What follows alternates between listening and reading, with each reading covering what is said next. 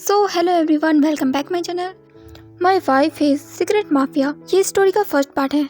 I hope आपको ये story अच्छी लगे, और अगर अच्छी लगे तो please like comment and subscribe करना मत भूलना।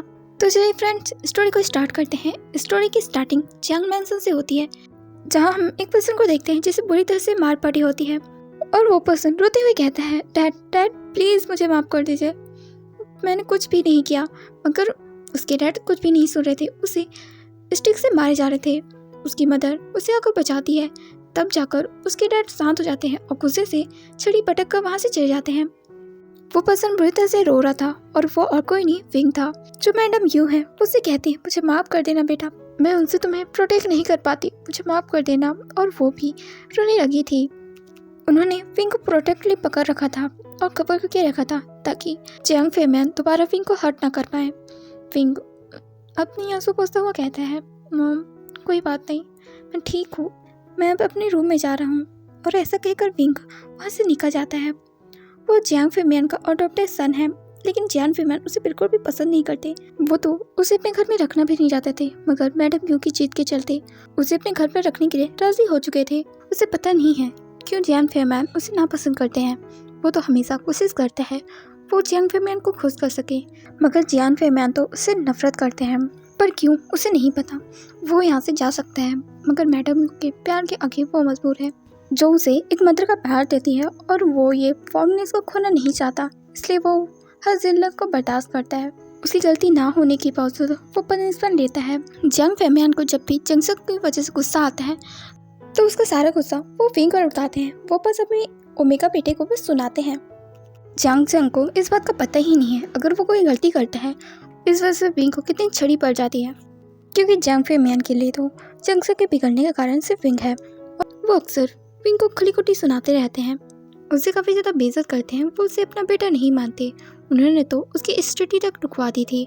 मगर फिर भी मैडम यू की निगरानी में वी ने जैसे तैसे अपने स्कूल को कंप्लीट किया, मगर वो कॉलेज नहीं कर सकता। जहाँ जंगसा अपनी कॉलेज लाइफ को एंजॉय कर रहा है, वहाँ विंग घर में रहकर घर के सारे काम करता है।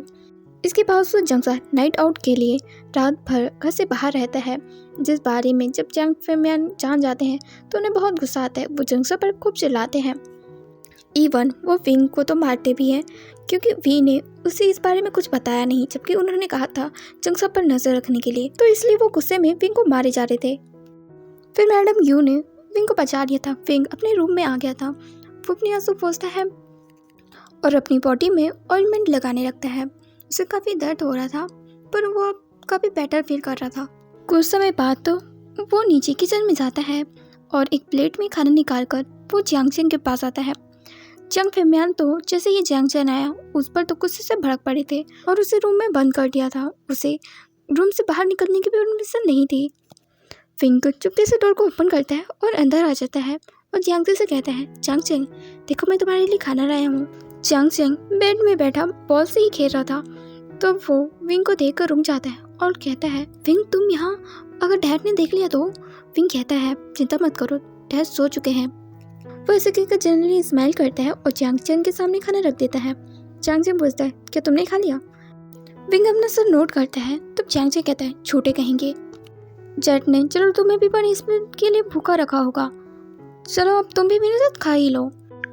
पता नहीं हमारे डैड को पता नहीं क्या मिलता है हमें ऐसी पनिशमेंट देकर, क्यों हमें कैद करने पर तुले रहते हैं। मैंने आगे गलती क्या किया? मैं बस अपने दोस्तों के साथ घूमने ही तो गया था, सब जाते हैं, लेकिन पता नहीं डैड को। वो ऐसा कहता रुक जाता है। उसे बहुत गुस्सा आ रहा था और रोना भी।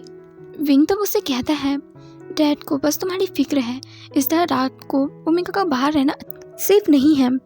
इस बात पर जियांग अजीब से स्माइल के साथ कहता है, अरे रे, मैं 9 बजे घर वापस आ चुका था, सिर्फ मैं 1 घंटा बाहर रहा था। इसके बावजूद डैड ने मुझे इतनी बातें सुनाई, और अब मुझे कॉलेज जाने की भी परमिशन नहीं है, और अब क्या पूरी जिंदगी इस रूम में बंद रहूं, जैसा कि तुमने अपनी आधी लाइफ इस घर में ही बिता दी है, इससे बाहर निकले हो कभी? ऐसा कहते हुए उसकी सांस फूली थी। वो खुद को कंट्रोल करता है और विंग की तरफ देखता है, उसने आखिर क्या बोल दिया। अपनी गलती रियलाइज करके कहता है, आई एम सॉरी, क्या तुम बुरा फील कर रहे हो? ये सुनकर विंग कहता है, इट्स ओके, चलो अब इस बारे में हम बातें नहीं करते, क्योंकि हम कुछ भी नहीं कर सकते, यहाँ पर सिर्फ डैड की चलती है। और उन्हें बिल्कुल पसंद नहीं है ओमेगा का इस घर से बाहर निकलना। तुम जानते हो ना डैड किस तरह के हैं, वो काफ़ी पुराने मिजाज के हैं। तो प्लीज़ तुम इस तरह से ना अगली बार से चुपके से घर से बाहर मत निकलना, वरना डैड तुम्हारे साथ मुझे भी नहीं छोड़ेंगे। तुम्हें तो पता है ना डैड ने दी के साथ क्या किया। ये सुनकर जंगजिन उदास हो जाता है और कहता है, डैड ने क्या सच में सीजे के साथ ऐसा ही किया था? सीजे के लिए पनिशमेंट कुछ ज़्यादा नहीं हो गई थी? वो ऐसे कैसे उसे मेंटल हॉस्पिटल भेज सकते हैं? मुझे यकीन नहीं होता। विंग सा करता हुआ कहता है, डैड को ये पसंद नहीं है कोई भी उनके खिलाफ जाए, तो अब से तुम केयरफुल रहना। वो अपने लिटिल ब्रदर को अच्छे से समझाता है और उसे खाना खिलाता है। विंग अभी 22 साल का है और जंग से उसे 2 साल छोटा है, और यान ली विंग से 3 साल बड़ी है और वो अब उनके साथ नहीं रहती। और ये सीन यही कट होता है। अगले सीन में हम देखते हैं जियान फेमैन अपनी मीटिंग के लिए दूसरी सिटी जा रहे थे, और उनके जाने के बाद मैडम यू और विंग बहुत ज़्यादा खुश हो जाते हैं। जियान फेमैन काफ़ी ज़्यादा स्ट्रिक्ट है, जिसकी वजह से वो अपने मन से कुछ भी नहीं कर पाते। पर अब जबकि मीटिंग के लिए जियान फेमैन दूसरी सिटी गए हैं, तो कुछ दिन तो वहाँ रुकेंगे, तब तक वो थोड़ा एंजॉय कर सकते हैं। ये सोचकर वो दोनों हैप्पी थे। वो तुरंत ही जंग चिंग के पास जाते हैं और उसके रूम के डोर को ओपन कर देते हैं। कुछ दिनों से जंग चिंग अपने रूम से बाहर ही नहीं निकला था अपने डैड की वजह से, तो वो डिसाइड करता है वो विंग के साथ शॉपिंग जाएगा। जब वो इस बारे में मैडम यू से कहता है, तो मैडम यू भी उन्हें जाने को कहती है और उन्हें कुछ अमाउंट भी देती है ताकि वो बेफिक्र होकर एंजॉय कर सके। फिर वो दोनों भाई मॉल में आते हैं और काफ़ी सारी मस्ती करते हैं। विंग को बहुत अच्छा लग रहा था, वैसे भी वो इस तरह से कभी आता नहीं है, तो वो जंग चिंग के साथ खूब मस्ती करता है।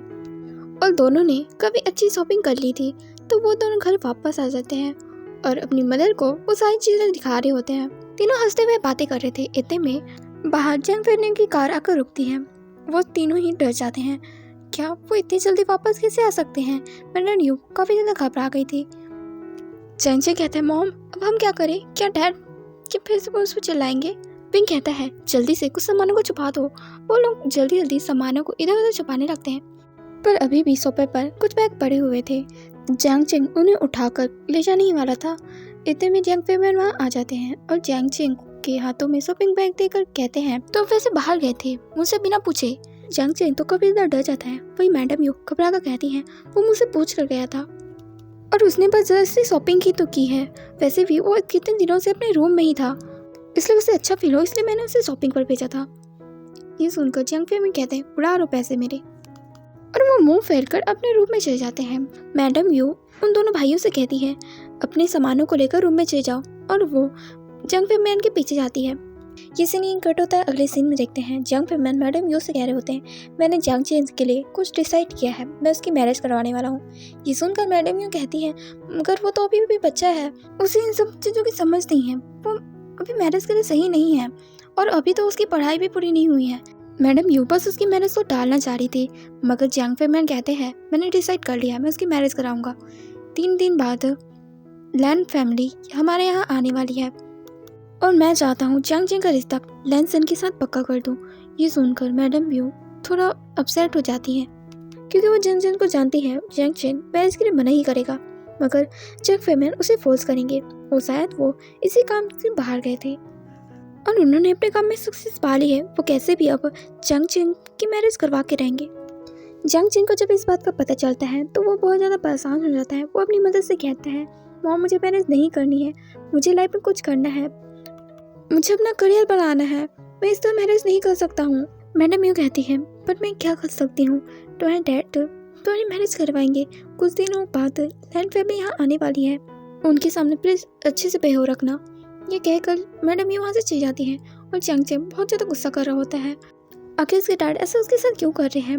वो पहले एक बास्केटबॉल प्लेयर बनना चाहता था, उसका टीम में सिलेक्शन भी हो गया था, मगर डैड की वजह से उसे मजबूरन पीछे हट नहीं पड़ा, क्योंकि डैड उसे ऐसे नहीं चाहते थे।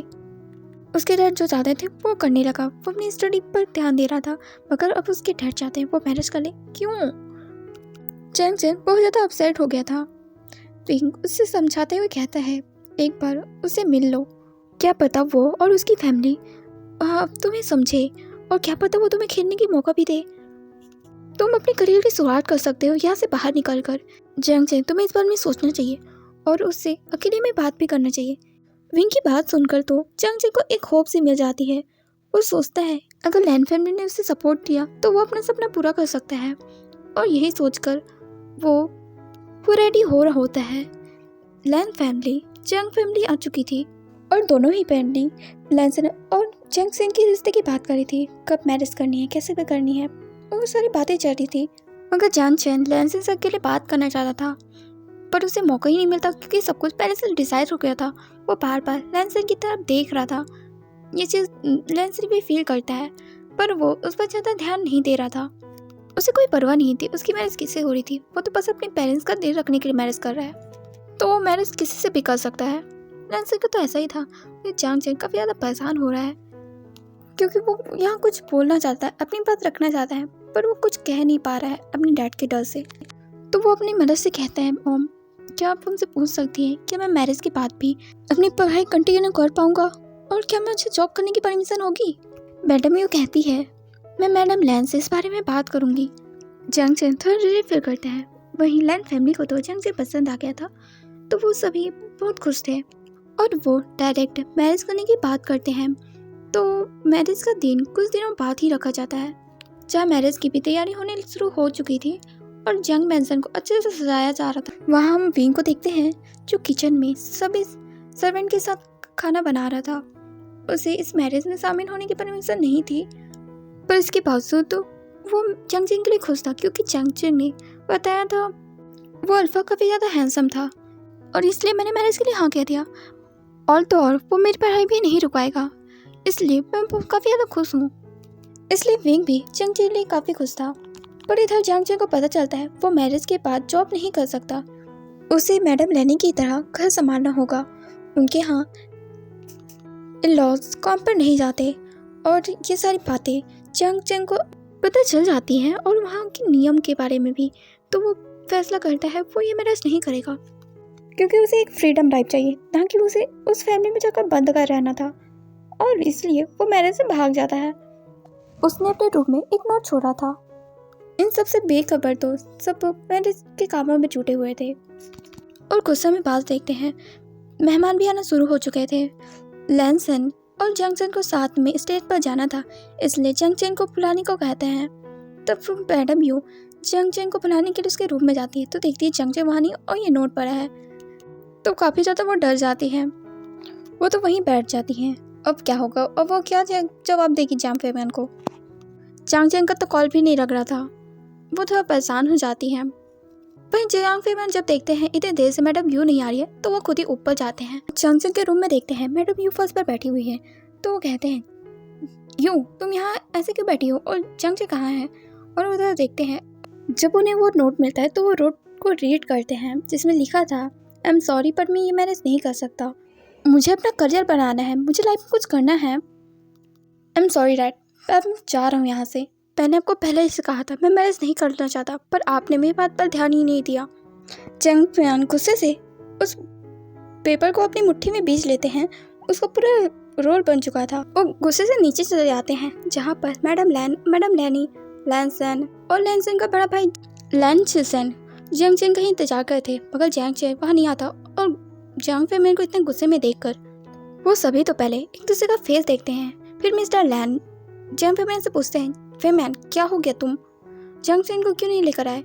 जंग फैमिली उसका कोई जवाब नहीं देकर वहाँ से गुजर जाते हैं और विभूषण कहकर आवाज़ लगाते हैं। कुछ समय बाद विभूषण वहाँ आता है और उसे किसी भी चीज़ के बारे में पता नहीं था। वो सब चीज़ों से अनजान मगर जंग फैमिली उसके मुँह पर पहले एक तमाचा लगाते हैं और वी का पूरा फेस लाल पड़ जाता है। उसने इस चीज़ की उम्मीद नहीं की थी। ये बहुत सडन हुआ था। वो अपने गले पर हाथ रखकर जंग फैमिली के देखने लगता है। अब वहाँ पर मैडम लैन, मास्टर लैन और लैनसन जिबुजुन मैडम यू भी आ जाती है। मैडम यू तुरंत ही विंग को प्रोटेक्ट करने लगती है। जंग सेमैन उस बॉल को विंग पर फेंकते हुए कहते हैं, ये सब क्या है, तुम्हें उसे ऐसा करने के लिए कहा होगा। मैडम यू कहती है, इसमें उसकी क्या गलती, ये तो जंग चैन का डिसीजन है। वो नहीं करना चाहता था मैरिज, तुमने उसे फोर्स किया, वो चला गया यहाँ से। इसमें मेरे बच्चे की क्या गलती, इसे क्यों डांट रहे हो। मैडम यू वी को प्रोटेक्ट करते हुए उन्होंने उसे सीने से लगा रखा था और उसके प्रोटेक्टली उसे पकड़ रखा था। विग भी एक छोटे बच्चे की तरह अपना फेस छुपा रहा था। उसे बहुत रोना आ रहा था। इसमें तो उसकी कोई गलती नहीं है, उसने तो कुछ नहीं किया। फिर भी जंग फिर उस पर आरोप कैसे लगा सकते हैं। जंग पेन गुस्से में तो उसकी तरफ आगे बढ़ रहे थे, उन्हें मारने के लिए एकदम गुस्से में थे वो। वहीं जो मास्टर लैन है वो जंग फेमन को रुकते हुए कहते हैं, फेमियन ये सब क्या है, आखिर ये तुम क्या तमाशा कर रहे हो, हमें एक्सप्लेनेशन देने के बजाय तुम अपनी फैमिली पर गुस्सा निकाल रहे हो। अगर तुम्हारा बेटा मैनेज नहीं करना चाहता था तो तुम्हें उसे फोर्स करने की क्या जरूरत थी। अब हम लोगों को क्या जवाब देंगे, आखिर क्यों मैनेज नहीं हो सकती, किस तरह से बातें करेंगे लोग, तुम्हारे उस बेटे के कारण हमारी कितनी इंसल्ट होगी। जंग फेमन उनसे माफ़ी मांगने लगते हैं और फिर गुस्से से विंग की तरफ देखते हुए कहते हैं, ये सारी इस मनुष्य की ही गलती है, नालायक कहीं का, इसी ने जरूर उसे कुछ कहा होगा। विंग तब रोते हुए कहता है, मगर डैड मैंने कुछ नहीं कहा है। तब जंग फेमन चिल्लाते हुए कहते हैं, मत कहो मुझे डैड, मैं तुम्हारा कोई डैड नहीं हूँ। विंग वहाँ शांत पड़ जाता है और वो बस मैडम यू को हक करके रखता है। मैडम यू उसे चुप करा रही होती है। जो चीपू चुन है वो उन्हें ही देख रहे थे और फिर वो अपने डैड से कहते हैं, डैड मुझे आपसे कुछ बात करनी है। मॉम चलिए। और वो तीनों ही साथ में अकेले कुछ बात कर रहे होते हैं। वहीं हमारे लैंसन वो तो एक कॉर्नर में खड़े होकर ये सारा तमाशा देख रहे थे। उन्हें घंटा नहीं फर्क पड़ता क्या चल रहा है यहाँ से। वो कभी अपना बाल बना रहा था तो कभी अपना फ़ोन चेक कर रहा था। पर जब विंग के डैड उसे थप्पड़ मारते हैं तब बस वो हैरत से जंग फेमन को जब देखते हैं तभी बस उसके एक्सप्रेशन चेंज हुए थे और उसे उस लड़की के लिए बुरा लग रहा था। फिर वो इग्नोर करके अपने फ़ोन में लग चुका था। इधर लैन फैमिली आपस में थोड़ी बातें करके वो जंग फेमन से बात करते हैं। जंग फेमन थोड़े से परेशान होते हैं, थोड़ा नाराज़ भी और माफ़ी मांगते हैं और ना खुश होते हुए भी वो उनकी बात पर राज़ी हो जाते हैं क्योंकि उन्हें दोनों फैमिली की अब इज्जत रखनी थी। तो वो अब विंग के पास आते हैं और कहते हैं, तुम्हारी वजह से ही जंग यहाँ से गया है, अब तुम्हें रिस्पॉन्सिबिलिटी लेनी होगी, अब तुम्हें उसकी जगह मैरिज करनी होगी। इस पर विंग कहता है, मगर मैं मैरिज नहीं करना चाहता, मैं नहीं करना चाहता, मैं जंग की जगह कैसे ले सकता हूँ। विंग ऐसा कह रहा था। मैडम यू भी कहती है, अब तुम इसकी मैरिज क्यों कराना चाहते हो, अब तुम इसे भी फोर्स करोगे। इस पर जंग फेमियन कहते हैं, तो क्या करूँ, पूरी सोसाइटी के सामने अपनी नाक कटा दूँ। और वैसे भी मास्टर लैन चाहते हैं इसकी मैरिज लैन से साथ हो ताकि हमारी इमेज बच जाए, वरना इस जैसे के इंसान की मैरिज वो कभी भी अपने बेटे से नहीं कराते। इसके बाद विंग को फोर्स किया जाता है तैयार होने के लिए और उसे मैरिज करनी पड़ती है लैनसन के साथ। वो बहुत ट्रेडिशन के साथ ये मैरिज कर रहे थे तो इसलिए विंग को एक रेड कलर का रोब पहनना पड़ा था और वैसे वो काफ़ी ज़्यादा अच्छा लग रहा था पर वो बिल्कुल भी खुश नहीं था, इसलिए उसके फेस से मायूसी चाहिए नहीं रही थी। वही लैनसन उसे कोई दिक्कत नहीं थी, इससे नहीं हुई तो उसे सही, मैरिज तो करनी थी किसी से, क्या फ़र्क पड़ता है। लैनसन का तो ऐसा ही था, वो अपने पेरेंट्स की ही राह पर चल रहा था, जो उन्होंने कह दिया सो वो कर रहा है। मैरिज के बाद तो विंग को लैंस के साथ जाना था। मैडम ये तो बहुत रो रही थी और उसे कह रही थी अपना ध्यान रखना, ठीक से खाना खा लेना। और मैडम लैंस से कह रही थी, प्लीज़ जंक्शन की तरफ से मैं माफ़ी मांगती हूँ, मुझे सच में अंदाज़ा नहीं था वो ऐसा कुछ करेगा, मगर इसमें मेरे इस बच्चे की कोई गलती नहीं है, आप उसकी सज़ा इसे मत देना प्लीज़। वो मैडम लैंस से बहुत रिक्वेस्ट करी थी, मैडम लैंस बस हामी भर रहे थे।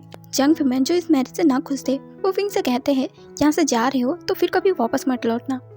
विंग की आंखों में तो आंसू आ जाता है, वो चुपचाप लैंस की कार में बैठ जाता है और फिर लैंस का काफिला लैंस की तरफ निकल पड़ता है। विंग कार में बिल्कुल चुपचाप बैठा था और अपनी आंसू पोंछ रहा था और विंडो से बाहर देख रहा था। उसने कभी सोचा नहीं था उसकी मैरिज इस तरह से होगी। इन सारी चीज़ों को एक्सेप्ट करना बहुत ही मुश्किल होगा, वो भी उस जैसे ओमेगा के लिए। वहीं लैंसन अपने फ़ोन में लगा था, उसे पता है उसके बगल में कोई है जो रो रहा है, बहुत ही ज़्यादा अपसेट है, पर इसके बावजूद उसे सिंपैथी देने या उससे बात करने की उसका कोई इरादा नहीं है। वो तो अपनी ही धुन में था। और ऐसे ही वो सभी लैंसन बोलते हैं, सभी लैंसन के अंदर से जाते हैं। लैंसन भी घर से निकलकर सीधा लैंसन चला जाता है। वो विंग की तरफ एक नज़र भी नहीं करता। विंग भी उसके कार से निकलने के बाद वो भी कार से बाहर निकलता है और लैंसन के अंदर जाता है। लैंसन दिखने में किसी फेरी टेल के पेरिस की तरह था, बहुत ही सुंदर। वो जगह व्हाइट कलर से चमक रही थी। विंग की नज़र में तो पूरी जगह साइन कर रही थी। इतनी अमेजिंग जगह विंग ने कभी देखी ही नहीं होगी। वो इस तरह हाँ करके देख रहा था। वो उस पूरे हॉल में वहाँ अकेला खड़ा था और सब तरफ ऊपर से नीचे देख रहा था, मतलब कि अब उसे क्या करना है, कहाँ जाना है, उसे कुछ पता नहीं है। यहाँ पर कोई ऐसा भी नहीं है जो उसे बता दे उसे कहाँ जाना है, क्या करना है। वो तो यहाँ नया है, वो भी डरा हुआ है। वो मानता है उसे एक्सेप्ट करना आसान नहीं है, इस मैरिज से कोई भी खुश नहीं है। उन्होंने चंग चेंग को पसंद किया था मगर उसकी जगह वो आ गया और इस पर से सभी नाराज हैं। आखिर इस बात को बचाना इतना आसान तो नहीं है, मगर उसे इग्नोर करने की क्या ज़रूरत है, कम से कम उसे एक रूम प्रोवाइड कर देते। विंग अपने मन में ही सोच रहा था इतने बड़ा पैलेस है, एक रूम देने में क्या ज़्यादा है इनका। वो वहाँ काफ़ी देर से खड़ा हुआ था मगर वो वहाँ से टस से मस नहीं हो रहा था। तभी वहाँ एक ओल्ड लेडी आकर कहती है, क्या तुम लैंसिंग की ब्राइड हो? ये सुनकर विंग अपने सर नोट करता है। तब वो ओल्ड लेडी कहती है, मुझे मैडम लैन ने कहा है आपको लैंसन के रूम में ले जाने के लिए, चलो मैं तुम्हें उनका रूम बता देती हूँ। और वो उसे लैंसन के रूम में छोड़ती है। तब जाकर विंग रूम के अंदर जाता है और देखता है लैंसन बेड पर लेटा हुआ है। वो अपनी बैग साइड में रखता है जो वो अपने साथ लेकर आया था और फिर लैंसन के फेस की तरफ देखने लगता है और अपने मन में कहता है, वैसे जंक्शन ने सच कहा था, ये हैंडसम तो है बहुत। और वो बस उसे ताड़ रहा था। लैंसन को भी फील हो जाता है कोई उसे घूर रहा है तो वो अपनी आंखें खोल लेता है और विंग को सामने देखकर वो कहता है, तुम मुझे ऐसे क्यों देख रहे हो? विंग कुछ नहीं कहता और थोड़ा पीछे हट जाता है। लैंसन कहता है, अगर तुम सोचे तुम बेड में सोगे तो बिल्कुल भी नहीं, मैं तुम्हें अपना रूम शेयर कर रहा हूँ इतना ही बहुत है, पर मैं तुम्हें अपना बेड शेयर करने नहीं दूंगा।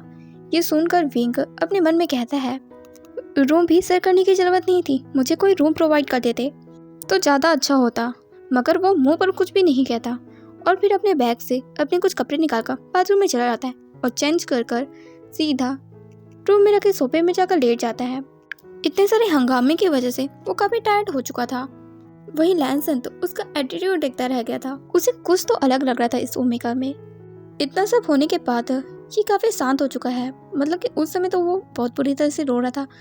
लैंसन को तो लगा था ये पूरी रात रोते रहेगा और उसे चैन से सोने भी नहीं देगा, क्योंकि जिस तरह से उसने विंग को मैडम यू को गले लगाकर जो से रोते देखा था उसे तो ऐसा नहीं लगा था ये क्राई बेबी है, पर अब उसे अलग लग रहा है। ये मतलब वो पर्सन लग ही नहीं रहा है, इसका ऑरा ही अलग हो चुका है। लैंसन को भी फील हो रहा था उसकी सेंट की वजह से। वैसे उसकी सेंट उसे काफ़ी अच्छी भी लग रही थी। अपने रूम में अपनी सेंट के अलावा भी उसे विंग की सेंट काफ़ी अच्छी लग रही थी, मतलब कि दोनों की मिक्स सेंट काफ़ी अच्छा फील कर रही थी। लैंसन काफ़ी अच्छी नींद लेता है और इस पार्ट का यही एंड करते हैं। Thanks for watching guys. आपको कैसा लगा ये पार्ट मुझे कमेंट करके जरूर बताएं।